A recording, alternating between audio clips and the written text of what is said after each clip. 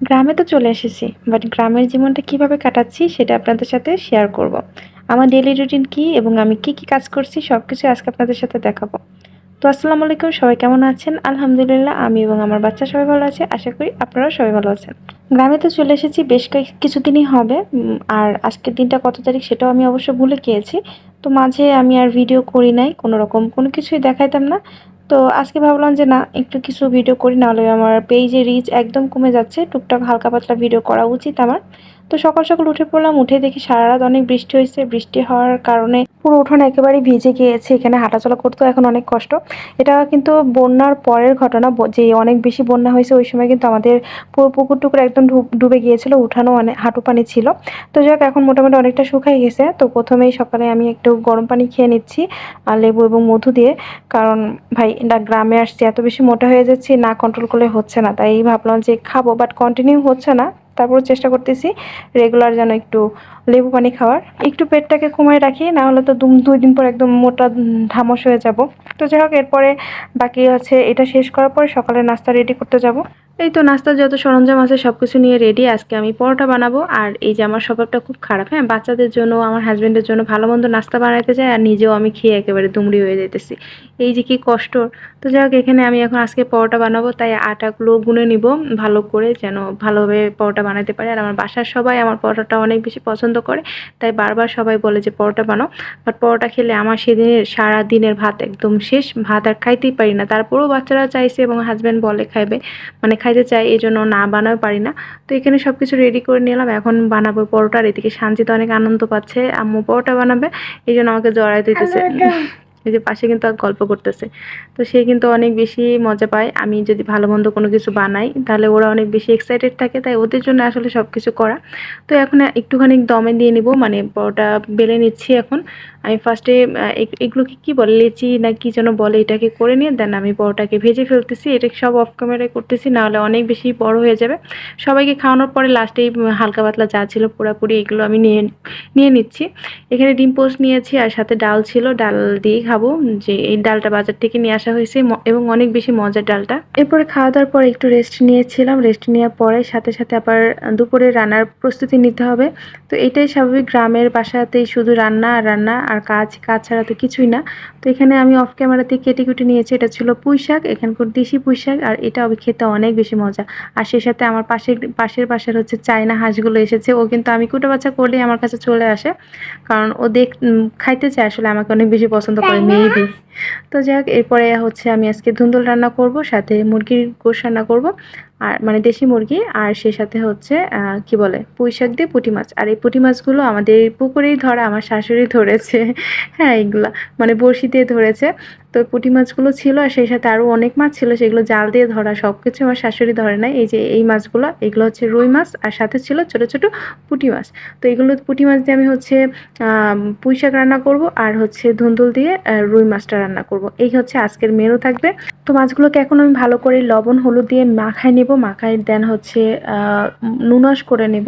আর মাখানোর ভিতরে কিন্তু মাছগুলোর অনেক মজা আসে। তো যাই হোক, আমি আস্তে আস্তে এখন সব মানে যত কাজ আছে সেগুলো সেরে নেব, কারণ দুপুর টাইম হয়ে যাচ্ছে, অনেকটা লেট হয়ে যাচ্ছে। আর এই ফাঁকে এই যে দেখেন, আমি নুনসে বসাই দিছি। আর একটা জিনিস, আমার রান্নাঘরটা কিন্তু এখনও কমপ্লিট হয়নি, বারবার বলতেছি, এটাকে কেউ আবার নেগেটিভভাবে দেখেন না। আমার এখানে রান্না হবে, রান্নাঘরটা রেডি হলে তখন আস্তে আস্তে আপনাদের সাথে সব রান্নার ভিডিওগুলো আপনাদের সাথে শেয়ার করব। আর আমার টেবিলটা এখন একদম অগোছালো, কারণ অনেক কাজ এই টেবিলে পরেই জিনিসগুলো থাকে, যার কারণে এখন অনেক কাজ, রান্না শেষে দেন সব কিছু গুছাই ফেলবো। তো এই যে এই জায়গাটা দেখছেন, এই জায়গাটাতেই আমার রান্নাঘর হবে কিছুদিনের ভিতরেই।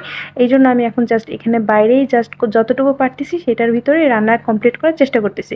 আমি চাই না যে আমি আমার শাশুড়িকে বেশি কষ্ট দিই, তাই আমার যত কাজ আমি নিজে করার ট্রাই করতেছি। মাছটাকে কষানোর পরে এখন আমি হচ্ছে পুঁই শাকটা রান্না করে নেব, সেই সাথে ঘরগুলো মুছে ফেলবো, মানে ঘরটাকে পরিষ্কার করে ফেলবো। দেখেন ঘরের ভিতরে পুরো পানি পানি হয়ে আছে, কারণ কাজ করতেছি, সেই সাথে টুকটাক পানি পড়তেছে। তো রান্নার ফাঁকে ফাঁকে বাকি সব কাজগুলো করে নিব, পায়ের নিচে একদম আঠাটা লাগতেছে। তো যাই হোক, রান্নার দিকে বসাই দিতে তারপরে আমি ঘরটাও মুছে ফেললাম, সেই সাথে আমার রান্নাটা অলমোস্ট হয়ে গিয়েছে। তো এই যে পুরো রুমটা দেখা দিচ্ছে, আমাদের ফ্লোরগুলো কিন্তু এখনো কেমন যেন অগোছালো, এটাকে আবার কেউ কিছু মনে করে না। আর সেই সাথে আমার সানজিদকে গোসল করাই দিচ্ছি, মানে এক হাতে 10 হাতে কাজ করতেছি। আলহামদুলিল্লাহ, এটা আসলে অনেক বেশি আমার জন্য। আর এদিকে আমার রুমটা একদম অন্ধকার, আমি ফ্যান রেখে মানে চালু করে রাখছি। আর রুমটা অন্ধকার থাকার কারণে, কারণ একটু পরে আমি আবার রুমে আসবো, প্রচুর গরম। আর রুমটা নিচে ফ্লোর মোছার পরেও আমি রুমে এখনো অগোছালো, রুমটাকে গোছাতে পারি নাই। আমি গোসল টোসল শেষ করে দেন বিকালে সব গোছাবো, এখন আর পারতেছি না, অনেক কষ্ট হয়ে গেছে। রান্নাঘরে তো দেখতে পারলেন পুরো অগোছালো। তো রান্না করতে করতে আমার হাজবেন্ড আবার এখানে কলা নিয়ে আসছিল সকালে, তো ভাবলাম যে একটু বসে বসে কলা খাই, কারণ খিদা লেগে গিয়েছে। আর গ্রামে আসছি, দেশি কলা খাবো না সেটা কি হয়? আমরা সবাই মিলে চেষ্টা করতেছি যতটা মানে ভালো দেশি খাবার যেগুলো সেগুলো খাওয়ার, কারণ ঢাকায় তো সব হাইব্রিড খাবার, কোনো রকম কেমিক্যাল টেমিক্যাল থাকে, এইসব না মানে এখানে খাওয়ার চেষ্টা করতেছি না, যেন একদম পাক্কা ভালো জিনিসগুলো খাইতে পারি, শরীর স্বাস্থ্যের জন্য ভালো এবং বাচ্চাদের জন্য। তো এই যে দেখেন কলা নিয়ে বসে পড়লাম, আর বাইরে একদম চকচকা রোদ বের হয়ে গিয়েছে। এই তো বন্যার পরে কিন্তু এমনটাই হচ্ছে, এই বৃষ্টি এই মেঘ, তারপরে মানে মানে কোনো ঠিক ঠিকানা নেই, যখন ইচ্ছা তখনই মেঘ হচ্ছে, যখন ইচ্ছা তখনই বৃষ্টি হচ্ছে। তো মাঝে আবার অনেক বেশি সমস্যা হয়েছিল, যেটা এই ভিডিওর পরে হয়েছে, যেটা একদম 3-4 দিন কারেন্ট ছিল না, অনেকটা স্ট্রাগল গিয়েছে আমার সেই সময় বৃষ্টির কারণে। আর এই তো এখানে আমার হচ্ছে পুঁইশাক রান্নাটা শেষ, এখানে একদম ঝোলটাকে শুকাই ফেলবো, বেশি মাখা মাখা করবো না। আর সেই সাথে আমি এদিকে রাইস কুকারে আমাদের রাইস কুকারে ভাতটাকে বসাই দিয়েছি, কারণ আমি এভাবে এখন রান্না করি। আর গ্যাসের চুলাটাতে এখন রান্না করছি না, আমি ইলেকট্রিক চুলাটাই রান্নার ব্যবস্থা করতেছি যতদিন না আমার রান্নাঘরটা কমপ্লিট হচ্ছে। আর সেই সাথে আমার পুরো ঘর টোর এখন পরিষ্কার করে ফেলতেছি আস্তে আস্তে। আর এইদিকে হচ্ছে আমি ধুন্দুলটা রান্না করে নিব, কারণ অনেকটা লেট হয়ে যাচ্ছে, তাই যত সম্ভব চেষ্টা করতেছি তাড়াতাড়ি করার। আর এই তো আমার পুঁই শাক রান্না শেষ, এটা কিন্তু খেতে অনেক বেশি মজা হয়েছে, আর দেখতে ভালো না লাগলেও কিন্তু খেতে অনেক মজা। কি করছো তুমি? কোথায় ছিলে তুমি?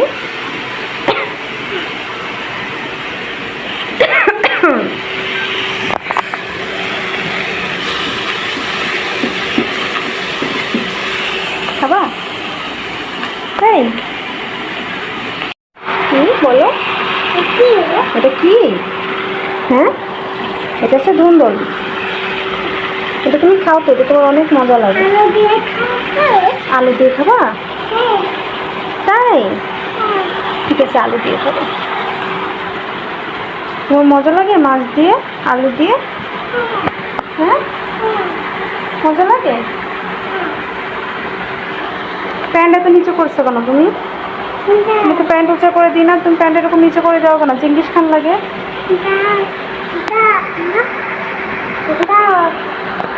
রান্না করতে করতে এই যে বাকি কাজটা সব সেরে ফেললাম, যতটুকু আছে গোছানো, জাস্ট এই গামছাগুলো সরাই ফেলবো, কারণ আমি রান্না করতে করতে গামছা আমার লাগে, এটাকেও ধুয়ে ফেলবো, আমি হেমন্তাস্তা ছাড়া কাজ করতে পারি না।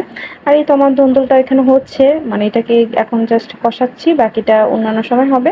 আর দেখেন ক্যামেরা একদম পুরো ধোয়া ধোয়া হয়ে গিয়েছে। তো বাচ্চাটাকে গোসল করানোর পরে সে আবার রোদে যায় বসে আছে, কারণ দাদি ওদিকে যেন কি করতেছে, হাঁস না মুরগি তার আছে, যার কারণে সে ওখানে চলে গেছে। এরপর অফ ক্যামেরার ভিতরে আমি হচ্ছে মুরগি বসাই দিলাম, এটা হচ্ছে দেশি মুরগি, এটা খেতেও কিন্তু অনেক বেশি মজা হয়েছে, সবাই বলছে অনেক বেশি ইয়াম্মি ছিল, কারণ দেশি মুরগির রান্নাটা তো অবশ্যই, আর গ্রামে রান্না করছি সেটা তো মজা হবে। তো সব কিছু অফ ক্যামেরা করে নিয়েছি, নাহলে ভিডিওটা আরও অনেক বেশি বাড়তো। আর সেই সাথে আমি কিন্তু সব কিছু গুছকাজ করে নিয়েছি, একটু পরে সামিল চলে আসবে। আর সামিল আসার পর ওকে আমি খেতেও দিয়েছি, ও হচ্ছে পুঁইশাক দিয়ে খাচ্ছে ফার্স্টে, ওর এটা খেতে অনেক বেশি ভালো লাগে। আর একটা কথা আপনাদেরকে বলতে ভুলে গিয়েছি, সামিলকে কিন্তু আমি গ্রামে রেখে যাব, ওকে কমসে কম 2 থেকে 3 বছর গ্রামে পড়াশোনা করাবো, দেন হচ্ছে ঢাকাতে নিব, কারণ ওর দাদি গ্রামে একা থাকে, তাদেরও অনেক বেশি কষ্ট হয়ে যায় একা এখানে থাকতে, তো একজন থাকলে হয়তো বা তার জন্য একটু সুবিধা হয়। তো যাই হোক, ওকে খেতে দেওয়ার পরে আমি ফার্স্টেই চলে যাব কাপড় ধুতে, কিছু কাপড় জমা রাখছি বাচ্চাদের জন্য, সেগুলো ধুয়ে ফেলবো। এইটা তো সবচেয়ে বেশি কষ্টের কাজ, ঢাকাতে তো আমার এই কষ্টটা করা লাগে না, ওখানে আমার মেশিন আছে, বাট এখানে তো অনেক কষ্ট। তো এটাকে আমি পুকুরে নিয়ে যাচ্ছি, আমাদের পার্সোনাল পুকুর, ওখানেই ধুয়ে নিব। তো এরপর সব কাজ শেষ করে গোসল টোসল করে ফাইনালি এখন রুমে আসতেছি। রুমে আসার পরে ফার্স্টে আমার কাজ থাকবে এসিটা অন করা, দেন নামাজ পড়ে নিব, কারণ অনেক বেশি গরম। যেমন বৃষ্টি হয়েছে ওই সময় যেমনটা ঠান্ডা ছিল, বাট সেই সাথে এখনও গরমও অনেক বেশি পড়তেছে, কারণ পানি শুকাইতে হবে, যার কারণে রোদও অনেক বেশি পড়ছে। তো যাই হোক, আমি এখন টুকটুক করে আমার মানে নামাজটা শেষ করব, নামাজ শেষ করে একটু রেস্ট নিব। খাবো কিনা এখনো বলতে পারছি না, কারণ সকালে পরোটা খাইছি ভাই, পরোটা খাইলে তো বললাম আগে আমার সারাদিনের খাবার নষ্ট হয়ে যায়, আমি খাইতে পারি না, তো এই জন্য আসলে খাবো কিনা এখনো বলতে পারছি না। তো যাই হোক, আমি আগে নামাজটা শেষ করে নিই, দেন একটু রেস্ট নিব, আমার হাজব্যান্ড আসবে তাকেও খাইতে দিব, বাচ্চাদের সবাইকে খাওয়ানো শেষ, তো এখন জাস্ট নামাজটা আগে শেষ করে নিই, দেন বাকি কথা হবে। আর অবশ্যই সবাই আমাদের জন্য একটু দোয়া করবেন আর আমার বাচ্চার জন্য একটু দোয়া করবেন, কারণ আমার বাচ্চা গ্রামে আসার পর অনেকটা শুকাই গেছে, তো ওকে নিয়ে একটু টেনশন হচ্ছে। প্লিজ সবাই একটু আমার বাচ্চাটার জন্য দোয়া করবেন। আমি যত সম্ভব চেষ্টা করতেছি ওকে সব রকম সুবিধা দেওয়ার, খাওয়া দাওয়া থেকে শুরু করে, বাট তারপরেও ও যেন শুকায় যাচ্ছে। আর এদিকে সারাদিন কাজ করতে করতে আমার পায়ের অবস্থা অনেক খারাপ, একদম পা পুরো ব্যথা করতেছে। জানি না আজকে সারাদিন কি হবে। এইরকম রেগুলারই আমার হয়, আমি ডেইলি এইভাবেই কাজ করি। এটা জাস্ট একদিনের বিষয় না, এটা আমাকে ডেইলি করতে হয়। তো এরপর একটু ভাত নিয়ে আসলাম, আমি একটু খাবো, সানজিদকেও খাওয়াই দিব, ওকে খাওয়ানো হয় নাই। আর আমারও পেটটা ভরা ছিল, তাই ভাবলাম জাস্ট এখন একটু পুঁইশাক দিয়ে আমি খাই আর সানজিদকে খাওয়াই দিই, বিকজ পুঁইশাক তো আমার অনেক প্রিয়, এখন না খাইলে নয়। আর সানজিদ অনেক বেশি পছন্দ করে শাক পাতা, এই জন্য ওর জন্য নিয়ে আসলাম। আর সেই সাথে এই যে ছোট ছোট পুঁটি মাছ, এগুলো কিন্তু খেতে বেশ ভালো লাগতেছিল। তো যাক, আলহামদুলিল্লাহ রান্নাটা অনেক বেশি ভালো ছিল। তো খাওয়া দাওয়ার পরে দেন দুপুরে একটু রেস্ট নিয়েছিলাম, ঘুমাই গিয়েছিলাম। তারপরে উঠে ফ্রেশ হয়ে তারপর বিকালে একটু হাঁটাহাঁটির জন্য বাইরে চলে যাচ্ছিলাম। বাইরে একটু হাঁটাহাঁটি না করলে কিন্তু আসলে শরীরের জন্য অনেকটা ক্ষতি হয়ে যাবে, কারণ আমি নর্মালি দুপুরবেলা ঘুমাই না, এখানে এসে আমার দুপুরে ঘুম হচ্ছে। তাই আমি চেষ্টা করি যতটুকু সম্ভব একটু হাঁটাহাঁটি করার। আর এই ফাঁকে দেখেন আবার বৃষ্টি হয়েছে দুপুরবেলা, আর সেইটার কারণে আমার ছাদে হচ্ছে জিরা ছিল, শুকনো মরিচ ছিল, সবগুলোই একেবারে শেষ। আব্বু, সঞ্জু বেবি, আয় সঞ্জু বেবি, ওটা আব্বু আসো, চা খাবো আমরা, আসো। চা বিস্কুট তুমি খাবা? চা বিস্কুট উঠু করু, উঠু করু, উনি বাবারে, উনি উনি, হ্যাঁ হাড্ডি গুটি সব দেখা যাচ্ছে, পেটের হাড্ডি গুটি সব দেখা যাচ্ছে। উঠু খাবো না? চলো চলো বাইরে চলো, উঠুক উঠুক, উড়ি বাবারে, উড়ি বাবারে, উড়ি বাবারে। চলো, আব্বুর কাছে বিস্কুট আছে দেখো।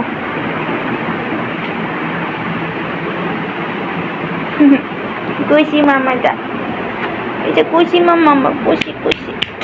চলো। তো সানজিদকে দেখতে পারলেন, ওকে ঘুম থেকে উঠাইলাম। এরপর একটু চা বিস্কিট খাবো আমরা, কারণ বিকালবেলা আমার হাজবেন্ডকে চা না দিলে তো হবে না। ওর তো মানে 3 বেলা আমাকে চা দিতে হয়, একটা কষ্ট। তো চা বানায় দেন আমি একটু নিলাম। আমারও মাঝে মাঝে একদম খাওয়ার অভ্যাস হয়ে যাচ্ছে একটু বিস্কুট দিয়ে চা, না হলে যেন রিফ্রেশ লাগে না। তো যাক, অভ্যাস হলেও কিচ্ছু করার নাই, একজনকে বানাইতে দিলে তো নিজেও খাইতে হবে, এটা আমার না জন্মগত স্বভাব। তো এরপর আমি ওদিকে দেখি আমার শাশুড়ি এবং আমার 2 ছেলে মাছ মারতেছে। তো ভাবলাম যে ওদের কাছে যাই, ওরা কি করতেছে একটু দেখে আসি। তো এখানে এসে দেখি যে আমার শাশুড়ি অনেকগুলো মাছ ধরেছে মোটামুটি। আমাদের এখানে পানি জমার কারণে বাইরে থেকে প্রচুর মাছ আসছে। নর্মালি তো আমাদের মাছ থাকে, বাট বাইরে থেকেও চলে আসছে। তো আমি আমার শাশুড়িকে দেখাচ্ছি না যে আমার ছেলেরা মাছ নিয়ে অনেক বেশি মজা করতেছে। ওরা তো আমাকে চিনাচ্ছে যে এটা এই মাছ, এটা এই মাছ, সেটা দেখে দেখাচ্ছে। তো যাই হোক, ওরা গ্রামে আসার পরে যে এতটা এনজয় করতেছে, এটাই আমার কাছে অনেক বেশি আনন্দের। এবং কি বলবো, মানে অনেক বেশি ভালো লাগছে যে না, আমার বাচ্চাটা মানায় নিচ্ছে গ্রামে। তো এই যে দেখেন ওরা অনেক বেশি মজা করতেছে, এখানে দাদি ওরা গল্প করতেছে। পরবর্তীতে মাগরিবের সময় হয়ে যাচ্ছে, তাই ভাবলাম এখানে না দাঁড়ায়। আর প্রচুর মশা, কারণ বৃষ্টি হওয়ার কারণে এত বেশি মশা জন্মাইছে যে এখানে দাঁড়ায় থাকাটাই একদম মুশকিল। আর এই যে দেখেন এই রোডটা না পুরো একদম পানিতে পুরো ভিজে গিয়েছিল, মানে বন্যাতে পুরো রোড ডুবে গিয়েছিল আমাদের মেন রোড থেকে শুরু করে। তো এখন তো মোটামুটি পানি শুকায় গেছে, অনেকটা দিনই হয়ে গেছে। তো যাই হোক, এখানে দেখেন আমার সানজিদা আমাকে দেখে আবার আসতেছে আমার কাছে। ওর এই জিনিসটা আমার খুব বেশি ভালো লাগে, একটু পর পর এসে আমাকে জড়ায় ধরবে।